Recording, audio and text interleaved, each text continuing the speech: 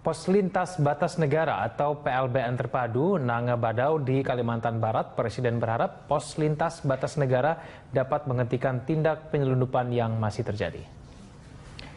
Jokowi mengatakan kegiatan ekspor-impor melalui jalur resmi dapat menambah penghasilan untuk negara. Selain itu, masyarakat juga bisa menikmati hasil dari aktivitas perdagangan tersebut. Selain itu, Jokowi menegaskan agar pengelolaan perbatasan harus terintegrasi sesuai dengan peraturan yang berlaku. Peresmian pos lintas batas negara Badau juga dihadiri oleh Sekretaris Kabinet Pramono Anung, Menteri Perhubungan Budi Karya Sumadi, Menteri Pekerjaan Umum dan Perumahan Rakyat Basuki Hadimulyono, dan Gubernur Kalimantan Barat Cornelis.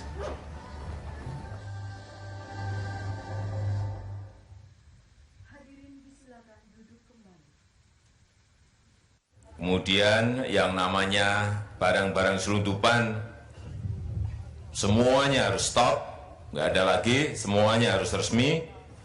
Jadi jelas berapa pemasukan untuk negara dan rakyat bisa menikmati dari hasil perdagangan tadi. Presiden Jokowi mengharapkan agar di setiap pos lintas batas negara memiliki pasar untuk dapat meningkatkan ekonomi masyarakat sekitar.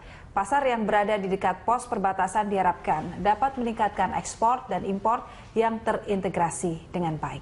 Selain itu, Jokowi juga berharap zona pendukung lainnya di wilayah perbatasan seperti terminal barang dan penumpang dapat berkembang di kawasan pos perbatasan.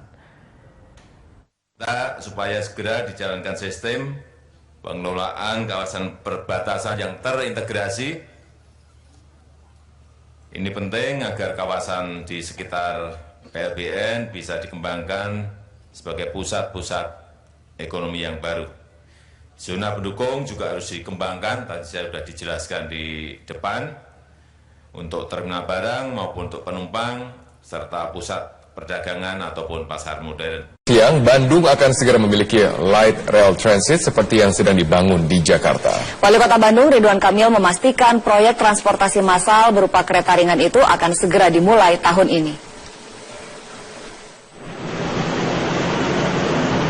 Kondisi jalan macet setiap hari ini menjadi tantangan kota-kota besar di Indonesia, tak terkecuali di Kota Bandung, Jawa Barat. Namun dalam waktu dekat, Paris Van Java akan punya sarana transportasi untuk memecah kemacetan, yaitu Light Rapid Transit atau LRT. Saya tuh nggak mau janji-janji, ya udah sering saya janji terus meleset dikit, jadi tunggu tanggal mainnya aja, tapi sudah semifinal kira-kira begitulah ya. Untuk koridor 1, LRT Bandung akan menghubungkan stasiun Bandung dan kawasan Tegalega, melintasi Tebun Jati dan kawasan Otista. Sedangkan untuk koridor 2, LRT Bandung akan membentang dari kawasan Sabuga di utara, menuju Liwi Panjang di selatan. Murah aja dulu, cuman dari stasiun kereta api sampai alun-alun. Yang penting kelihatan bahwa mimpinya sudah dimulai kira-kira begitu, walaupun maksimalnya 40 km. Untuk mewujudkan pembangunan LRT, sebuah perusahaan pembuat alat transportasi asal Singapura telah memenangi tender. Meski demikian, penggunaan tenaga ahli dalam negeri juga tetap dipastikan ada. Tapi yang pasti yang saya bahagia, apapun LRT-nya dipilih yang teknologi anak Indonesia, namanya Metro Kapsul. 95% konten lokal, teknologi lokal belum pernah ada dan akan dieksperimenkan di Bandung. Kereta LRT Bandung telah direncanakan oleh pemerintah Kota Bandung sejak tahun 2011. Tahun inilah perlahan-lahan mimpi warga Kota Bandung memiliki moda transportasi umum baru akan terwujud. Dari Bandung, Jawa Barat, Tim Liputan Metro TV. Proyek LRT Kota Bandung diklaim lebih murah 30% dari LRT umumnya dan lebih cepat rampung pembangunannya karena menggunakan teknologi karya anak bangsa, yakni Metro Kapsul. Lalu seperti apa desain besar dan juga target dari pembangunan LRT di Paris Van Java? Kita terhubung bersama dengan Wali Kota Bandung, Ridwan Kamil. Selamat pagi, selamat siang, Kang Emil. Selamat siang, para pemirsa Metro TV dimanapun Anda berada. Baik, Kang Emil, sudah seberapa besar progres untuk dapat segera memulai peletakan batu pertama di tahun 2017? Ya, alhamdulillah mimpi panjang, mimpi yang susah ini mempunyai transportasi massal berbasis rel yang kita sebutkan LRT ini sudah dekat. Ada dua investor, yang pertama jalur tengah itu dari PT PP dan jalur 1 dari Sabuga Utara menghubungkan ke Lewi Panjang di selatan. Ini sudah siap dengan menggunakan LRT bikinan anak bangsa, bikinan Indonesia, namanya Metro Kapsul. Biaya investasinya alhamdulillah karena konten lokalnya mencapai 95%, ini harganya 70% lebih murah, bukan 30%. Kalau LRT yang biasa dipakai di Jabodetabek 70%, bukan 30%. Jadi kalau di Palembang misalkan atau Jabodetabek itu LRT per kilometernya sekitar 400 sampai 500 miliar per kilometer. Kalau yang Metro Kapsul ini hanya 150 miliar per kilometer. Jadi hanya sepertiga dari harga LRT yang biasa ada di pasaran. Oke, kenapa harganya bisa begitu murah, Kang Emil? Dekat. Karena yang bikin mahal kan barangnya sederhana saja, ada barang impor, ada barang domestik. Pastilah murah barang domestik kan, karena harga komponennya, kemudian buruh mengerjakan semua lokal. Nah, inilah yang membanggakan dan saya sudah lapor Presiden. Presiden sangat antusias dan memberi restu. Mudah-mudahan ini menjadi contoh dimanapun. Kita punya teknologinya hari ini namanya Metro Kapsul, apalagi harus didukung oleh Metro TV karena namanya sama Metro TV. Kang Emil, tadi sudah disebutkan investornya sudah ada, tapi permasalahannya ini baru komitmen atau memang dananya sudah ada? Karena Kang Emil optimistis sekali 2017 ini dibangun, 2018 sudah bisa digunakan. Ya, saya sudah rapat dengan Presiden, saya sudah rapat dengan Menteri Perhubungan, Menteri Keuangan, Menteri BUMN, sudah berkali-kali dan sekarang sudah mengerucut pada persiapan persiapan gambar kerja yang sedang dikebut dan proses administrasi perizinan yang sudah akan diselesaikan dalam hitungan minggu. Jadi mudah-mudahan kalau tidak ada halangan, 2 bulan dari sekarang kita bisa memulai pekerjaan itu di jalur tengah dulu yang paling mudah antara stasiun sampai alun-alun. Nanti dilanjut setelah 6 bulan jalur dari alun-alun ke Tegalega, dilanjut dengan yang Singapura yang sudah diarahkan menggunakan teknologi sesama sepanjang 11 km. Oke. Kang Emil, kalau boleh tahu skema pembiayaannya nanti persentasenya seperti apa? Karena kita ketahui APBD itu sudah disebutkan tidak memungkinkan, lalu APBN juga sangat ketat. Nah, ini persentasenya gimana antara pemerintah dan juga investor dari luar? Nah, dulu waktu pakai teknologi LRT yang impor itu, memang investor kesulitan mendapatkan break-even point dari sisi ekonomi, sehingga membebani tiket LRT ini sangat mahal. Tapi dengan menggunakan teknologi lokal yang hanya sepertiga, banyak optimisme, tiket kepada masyarakat lebih murah, beban kepada APBD dan APBN, kalaupun ada sangat-sangat minimal. Boleh dibayangkan 70% yang tadinya membebani, tiba-tiba sekarang hilang dan membuat proyek ini bisa lebih visible sehingga beban dari kami tidak terlalu besar, paling penyertaan modal dalam bentuk lahan-lahan stasiun atau properti untuk menjadikan transit oriented development atau pembangunan properti di lahan transportasi stasiun. Oke, Kang Emil, dengan biaya yang begitu ditekan, begitu besar, hanya sepertiga dari total biaya yang ada di Jakarta, lalu berapa kira-kira tarif yang akan dikenakan kepada para penumpang? Mohon maaf, tolong diulangi. Ya, Kang Emil, dengan biaya produksi maupun juga pembuatan yang lebih rendah dari yang ditargetkan seperti yang di Jakarta, lalu berapa kira-kira tarif yang akan dikenakan kepada penumpang? Oh ya.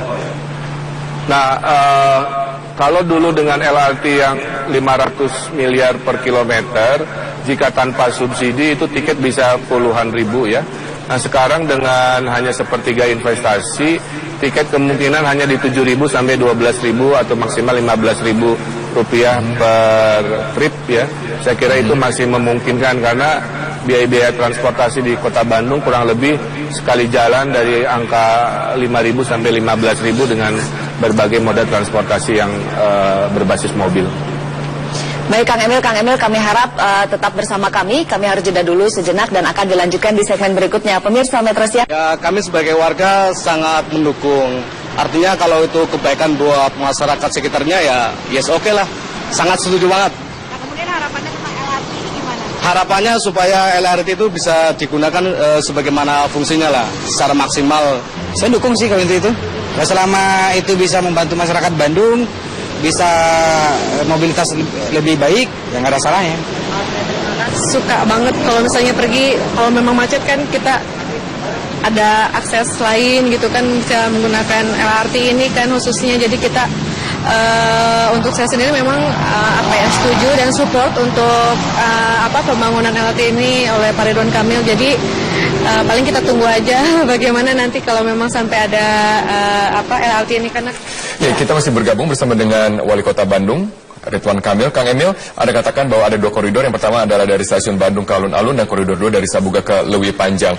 Lalu bagaimana dengan pembagian dari operasional perusahaan-perusahaan yang akan mengoperasikan koridor-koridor ini? Ya, karena ada 2 investor. Untuk koridor tengah tetap oleh investor dari PT PP, BUMN Indonesia. Yang koridor 1 dari Sabuga ke Leuwi Panjang itu dilakukan oleh investor Singapura dengan teknologi yang diharapkan sama, yaitu metrokapsul. Nah, dengan kolaborasi ini saya harapkan pembangunan lebih cepat, ada joint venture antara perusahaan lokal dan perusahaan internasional. Skema keuangan dari Singapura sudah sangat kuat, bertemu dengan teknologi lokal yang lebih murah, sehingga tiket menjadi murah, hanya 7.000 sampai dengan 15.000. Oke. Kang, berapa kilometer yang pertama akan dibangun dalam waktu dekat? Dalam waktu dekat yang hitungan 2 bulan itu 3 kilometer pertama untuk mengetes prototip dulu, yaitu dari jalur stasiun kota ke alun-alun. Jadi warga Jakarta nanti kalau mau ke alun-alun cukup naik kereta, lanjut LRT ke alun-alun, nggak usah naik mobil lagi. Iya Kang, tadi juga kami sudah menyampaikan bahwa warga Bandung sendiri sudah menanti-nanti ini hadirnya LRT. Nah, groundbreaking-nya sendiri direncanakan kapan, Kang? Ya, kalau sekarang bulan Maret, mudah-mudahan paling telat akhir Mei atau awal Juni kita sudah mulai, karena itu arahan dari Pak Presiden ya. Jadi kita sedang mengamankan urusan administrasi, kertas-kertas kerja yang perizinan itu yang menjadi hutang dari Pemkot Bandung akan kita bereskan dalam hitungan minggu. Termasuk perpresnya juga, Kang, belum keluar kan? Ya, perpres ini final, kembali rapat dengan Presiden, dan mudah-mudahan dalam waktu dekat sekitar 4-6 minggu multitasking dengan proses perizinan ini bisa melengkapi apa yang sudah kita siapkan. Oke, Kang, bagaimana dengan transportasi? Semuanya sudah siap. Oke, Kang, bagaimana dengan transportasi LRT yang kemudian diintegrasikan dengan rencana kereta cepat Jakarta-Bandung? Nah, ini salah satu poin yang saya sampaikan ke Bapak Presiden. Kalau kereta api cepat ini dari Jakarta ke Bandung selesai, kan harus disambung dengan sebuah sistem transportasi dari stasiun kereta api cepat ke kota Bandungnya. Nah, harapannya dengan percontohan 3 km ini, akhirnya bisa menggunakan metro kapsul untuk menghubungkan kereta cepat menuju ke pusat kota Bandung. Kang, singkat, Kang, sebagai kalau misalnya saya jadi warga Bandung, saya pasti akan bertanya, pembangunan LRT ini nanti akan menggusur permukiman nggak? Kita menggunakan jalur jalan, Mbak. Jadi jalur jalan yang ada, sehingga tiang-tiangnya ada di tengah jalan seadanya. Jadi insya Allah tidak ada masuk ke wilayah-wilayah yang menggusur-gusur seperti yang dikhawatirkan oleh warga. Oke, tentunya juga ada kemacetan-kemacetan pada saat pembangunan, apalagi Anda katakan ini di atas jalan. Lalu bagaimana antisipasi dari Kota Bandung yang semakin macet? Pasti ada. Betul. Tapi untuk hidup sehat kadang-kadang kita harus makan obat pahit. Nanti kita kurangi rasa sakitnya, rasa pahitnya dengan merekayasa lalu lintas, mengatur. Insya Allah, ini kan demi kebaikan kita semua. Oke, baik, terima kasih. Baik, Kang Emil, sukses dengan proyeknya. Terima kasih sudah bersama dengan Metro Siang.